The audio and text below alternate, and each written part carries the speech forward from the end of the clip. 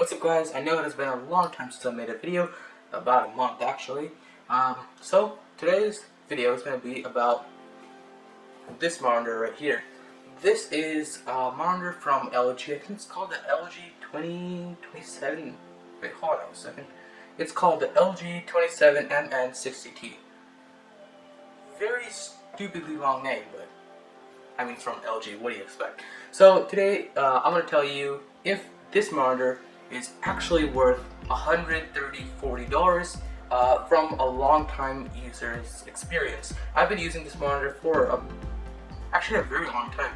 So this is going to be a long-term review about this monitor, and I'm going to be telling you if you should buy this monitor if you're thinking about getting it. Anyways, let's get started.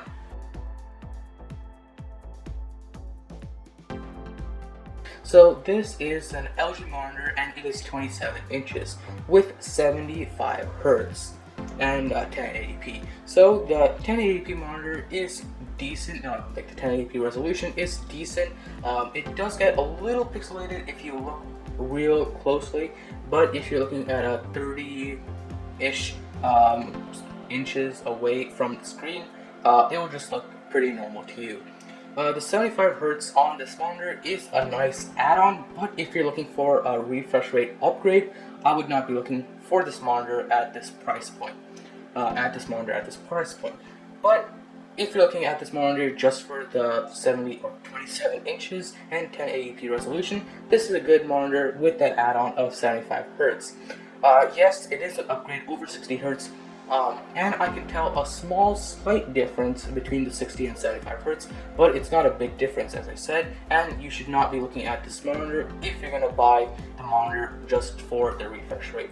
So this monitor also has an LCD panel, which means it will take a little longer period of time for the burn-in effect to happen, which happens a little bit more frequently on OLED panels, but OLED panels have been getting better. But this LCD panel, obviously after a few months of using it, I haven't seen any burn-in effect, which is great. It does exactly the same things it has done since day one, and it has not taken a step back in image quality, as some people could say.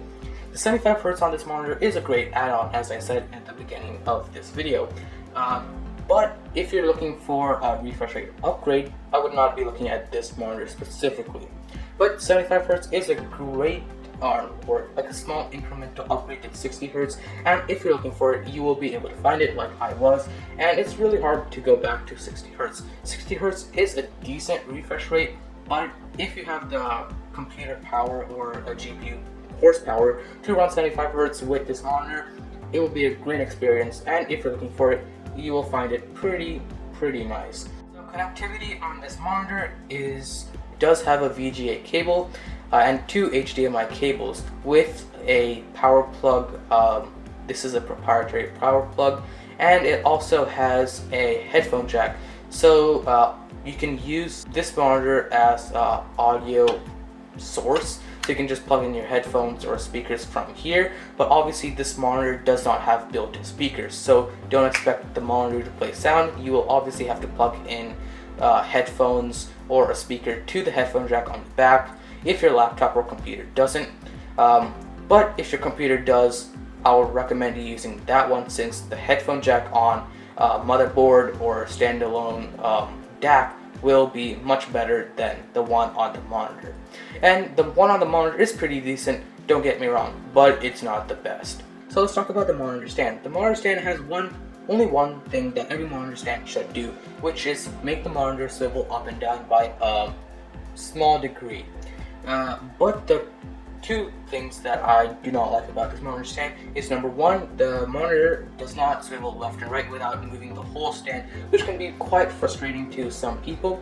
And the biggest annoyance to me is that the monitor stand physically is a little too big, wide, and takes a lot of depth into space, which can be very annoying to some people.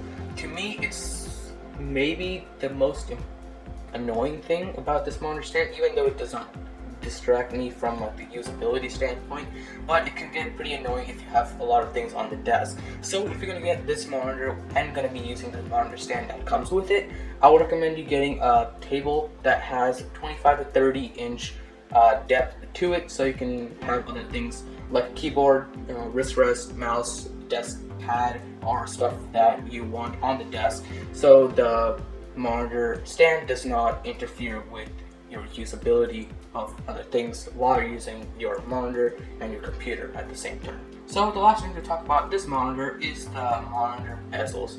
The bottom bezel is pretty thick, about, I would say, half an inch thick, about a half an inch thick, but it's fine. It just gets in your peripheral vision and you won't even notice it after a while, and it does house the LG logo, so it's perfectly fine. The left, right, and top bezel is actually very thin, and it's only about half a millimeter wide, which is very nice, and after a while you don't even notice it at all, and it just gets in your peripheral vision like every other bezel does after you start getting used to it. So the bezels are very thin, actually pretty thin for this price point, and for this price point overall, this monitor is a very good monitor for about $140. So that is going to be it for this long-term review of the LG 27MN60T monitor. Long name, but it's fine. It's what you expect from LG. Anyways guys, that's going to be it for this video. Make sure you like it if you like it, and if you want to support this channel, make sure you subscribe to this channel by hitting the button right next to the like button. Anyways guys, that's going to be it for this video. I'll see you guys one day or another. Peace.